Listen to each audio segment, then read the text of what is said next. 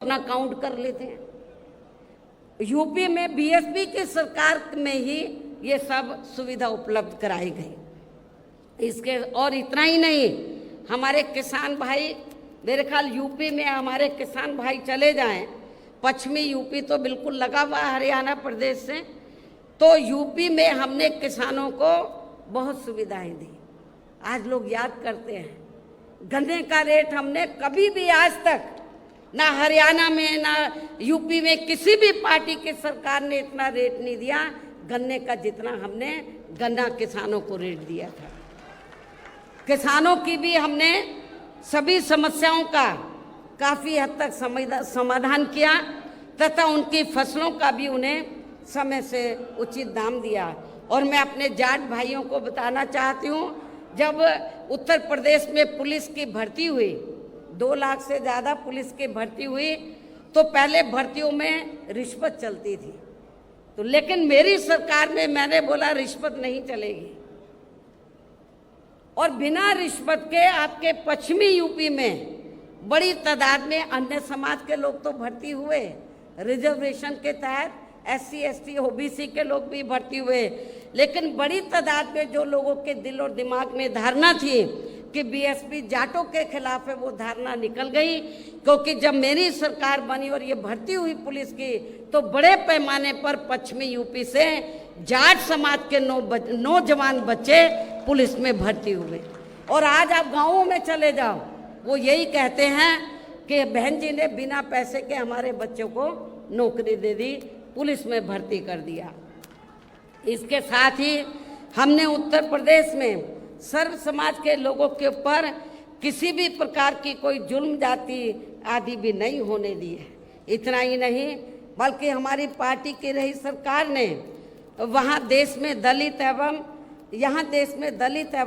अन्य पिछड़े वर्गों में समय समय पर जन्मे अपने महान संतों, गुरुओं व महापुरुषों में भी खासकर महात्मा ज्योतिराव फूले, छत्रपति शाहू जी महाराज, नारायणा गुरु, बाबा साहब डॉक्टर भीमराव अंबेडकर एवं मान्यवर श्री कांशीराम जी आदि को भी विभिन्न रूपों में पहली बार वहाँ पूरा आदर सम्मान दिया है, जिन्हें विरोधी पार्टियों के लोग अभी तक भी आसानी से पचा नहीं पा रहे हैं। इस प्रकार से उत्तर प्रदेश में हमारी पार्टी ने अपने सभी चारों शासनकाल के दौरान वहाँ हर मामले में व हर स्तर पर सर्व समाज के लोगों को काफ़ी बेहतरीन सरकार दी है। और यदि आप लोग भी यहाँ अपने हरियाणा प्रदेश में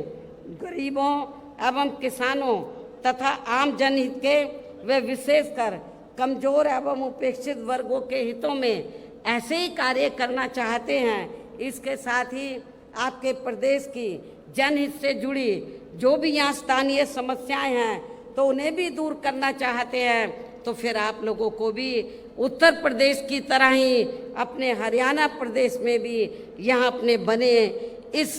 गठबंधन की सर्वजन हिताय व सर्वजन सुखाय की नीतियों पर ही आधारित सरकार बनानी होगी। और जिसके लिए अब आप लोगों को यहाँ अपने हरियाणा प्रदेश में विधानसभा के लिए हो रहे आम चुनाव में अपने गठबंधन का बेहतर रिजल्ट लाना होगा। इसके साथ साथ आप लोगों को वोट पड़ने तक यहाँ की सत्ताधारी पार्टी व अन्य सभी विरोधी पार्टियों के साम दाम दंड भेद आदि हथकंडों से भी जरूर सावधान रहना है। और इस मामले में खासकर आप लोगों को विरोधी पार्टियों के जारी किए गए उनके हवाई व प्रलोभन भरे चुनावी घोषणा पत्रों आदि के बहकावे में भी कतई नहीं आना है, जिन्हें ये पार्टियां सत्ता में आने के बाद अधिकांश अमल में नहीं लाती है, जिस पर से अब जनता का काफ़ी हद तक विश्वास भी उठ गया है। इसलिए हमारी पार्टी किसी भी चुनाव में अपना कोई भी चुनावी घोषणा पत्र आदि जारी नहीं करती है। वैसे भी हमारी पार्टी कहने में बहुत कम बल्कि कार्य करके दिखाने में ही ज़्यादा विश्वास रखती है, अर्थात जो कहती है तो उसे करके भी दिखाती है, और ये सब हमने उत्तर प्रदेश में करके भी दिखाया है। और अब संक्षेप में मेरा यही कहना है कि आप लोगों को अपने खुद के व अपने हरियाणा प्रदेश के भी हित में यहाँ बीएसपी व इनेलो के बने गठबंधन की ही सरकार बनाना बहुत ज़रूरी है। और अब आप लोगों को अपने इस गठबंधन के ही उम्मीदवारों को ज़्यादा से ज़्यादा कामयाब बनाना है, जिसके लिए बीएसपी के उम्मीदवारों को हाथी चुनाव चिन्ह के सामने वाले बटन को दबा के तथा भारतीय राष्ट्रीय लोक दल के उम्मीदवारों को चश्मा चुनाव चिन्ह के सामने वाले बटन को दबा के इन्हें जरूर जिताना है। और फिर सरकार बनने पर ये भी मैं बताना चाहती हूँ कि फिर सरकार बनने पर गठबंधन की ओर से आपके हरियाणा प्रदेश का मुख्यमंत्री चौधरी अभय चौटाला जी को ही बनाया जाएगा, जिनको मेरे आशीर्वाद के साथ साथ इनके पिता चौधरी ओम प्रकाश चौटाला जी का भी पूरा आशीर्वाद प्राप्त है। वैसे माननीय चौधरी देवीलाल जी का भी हमेशा इन पर आशीर्वाद बना रहा है। इनके साथ साथ गठबंधन की ओर से बीएसपी का एक डिप्टी सीएम दलित वर्ग का, बीएसपी की ओर से एक डिप्टी सीएम दलित वर्ग का तथा दूसरा डिप्टी सीएम अन्य पिछड़ा वर्ग या अपर कास्ट समाज में से ही बनाया जाएगा। ये डिप्टी सीएम कौन होंगे इसका फैसला चुनाव का नतीजा आने के बाद ही लिया जाएगा। इन्हीं जरूरी बातों के साथ ही अब मैं आप सभी लोगों से अपने इस गठबंधन के अधिकांश उम्मीदवारों को, ज़्यादा से ज़्यादा उम्मीदवारों को जिताकर अपनी यहाँ सरकार बनाना जरूरी है, इसकी मैं पूरी उम्मीद भी करती हूँ। अंत में अब मैं केंद्र सरकार से देश में जातीय जनगणना कराने की भी विशेष मांग करती हूँ, अनुरोध करती हूँ, आग्रह करती हूँ, जिसको शुरू में केंद्र में रही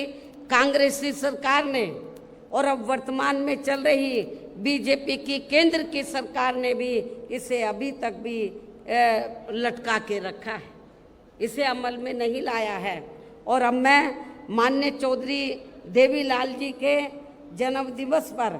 आज उनके जन्मदिवस पर इनको फिर से नमन करने के साथ ही उनके सभी अनुयायियों व समर्थकों आदि को भी पुनः हार्दिक बधाई एवं शुभकामनाएं देते हुए अपनी बात यहीं समाप्त करती हूँ। धन्यवाद। जय भीम व जय भारत।